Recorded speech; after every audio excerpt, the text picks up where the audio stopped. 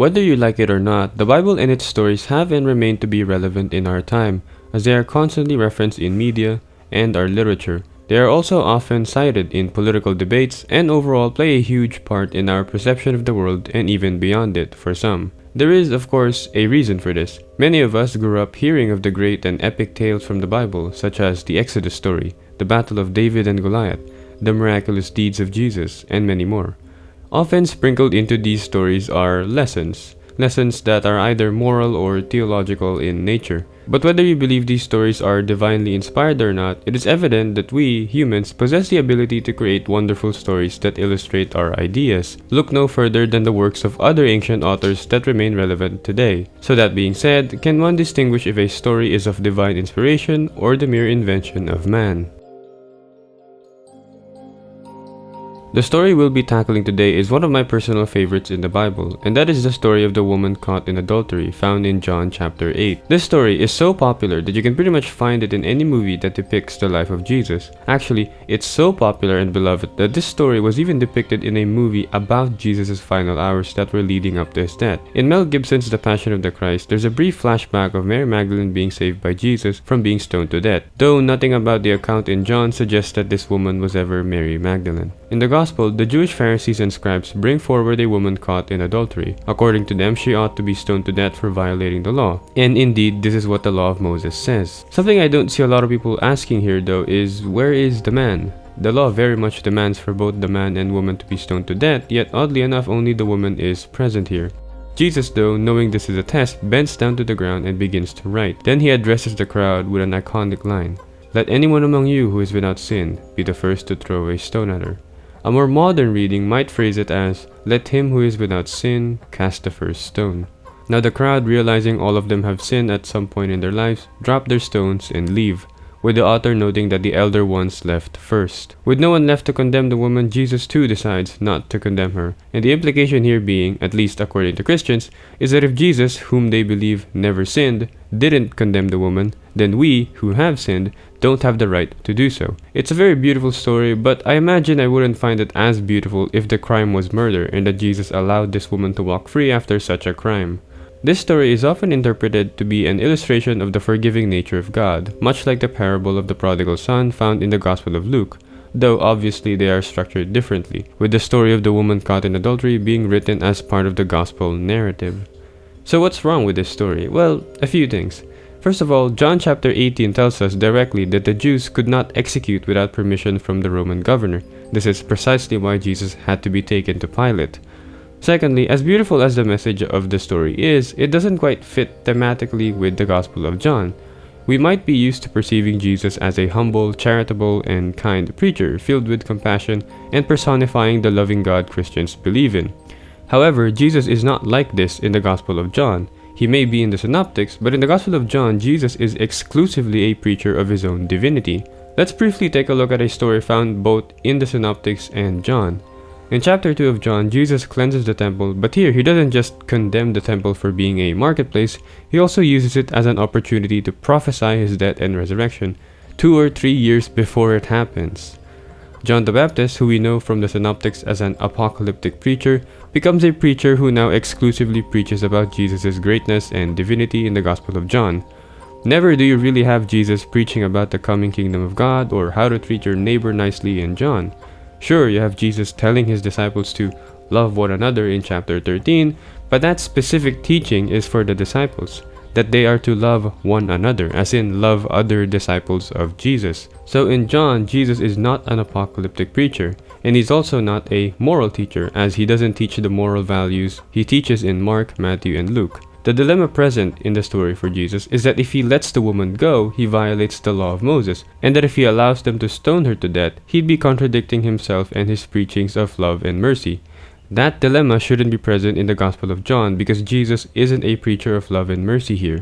That's what makes this story, at least thematically, out of place.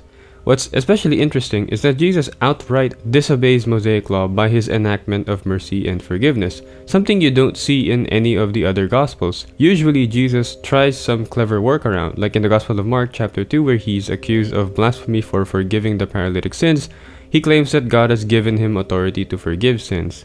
or later on when he's asked if they should pay tribute to the Roman emperor. However, on the flip side, you could look at this story differently and still perhaps justify it fitting the theme of the gospel. A small yet vague detail the author writes is that Jesus bent down to write with his finger. What did he write?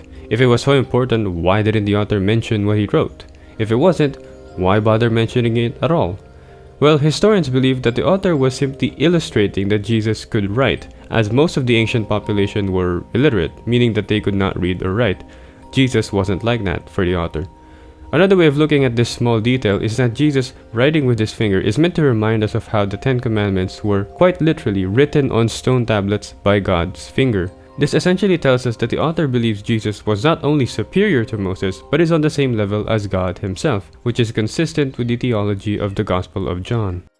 To me, the story does not fit thematically with the Gospel of John. It seems to do so only if you're familiar with the contemporary image of Jesus as someone who disregarded the Jewish law, much like what the later Christians believed, and someone who was a preacher of moral values. Another problem for me is that it doesn't fit seamlessly in the Gospel. There's this weird awkward break from the end of John 7 to 8:11. To best explain this, let's read the Gospel of John without 7:53 to 8:11. The last part of chapter 7 is about the persistent disbelief of the Pharisees, even though Nicodemus, a Pharisee, and the temple guards themselves are enthralled by Jesus. Skip ahead to chapter 8, verse 12, where Jesus directly responds to what the Pharisees are talking about among themselves in the previous chapter. You see, in chapter 7 to 8, there's this buildup of conflict between the unbelieving Jews and Jesus, ultimately culminating in Jesus calling them the children of the devil, and proclaiming that he existed before Abraham was born. The story of the woman caught in adultery breaks the flow of this episode, I guess, for lack of better words. The author of John is very strict in his way of structuring his gospel. Everyone knows this, to the point where even pastors and priests talk about it, at least in my experience they did.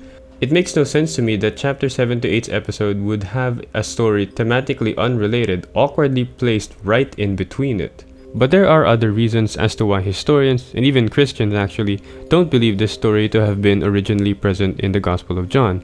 But for that, we'll have to leave our Sunday school classroom and examine the ancient manuscripts.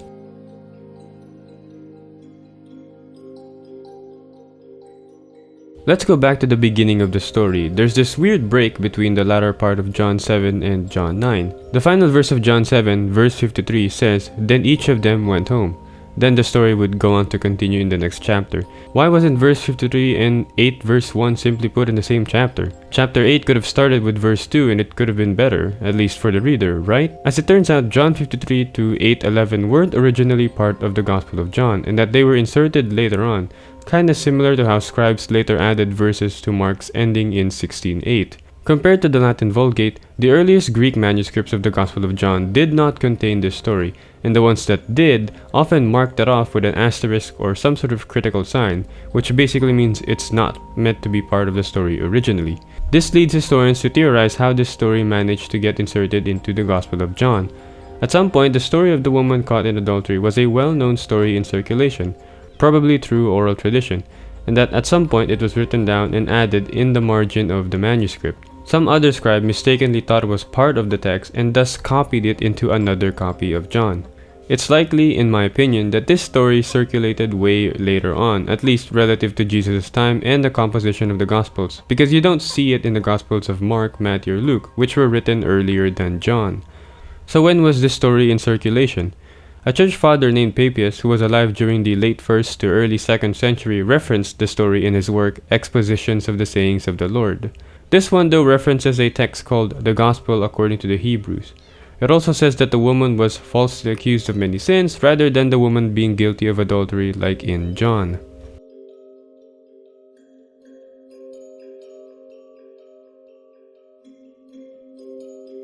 So what are we to make of this story? Should it then be removed since it wasn't really in the original?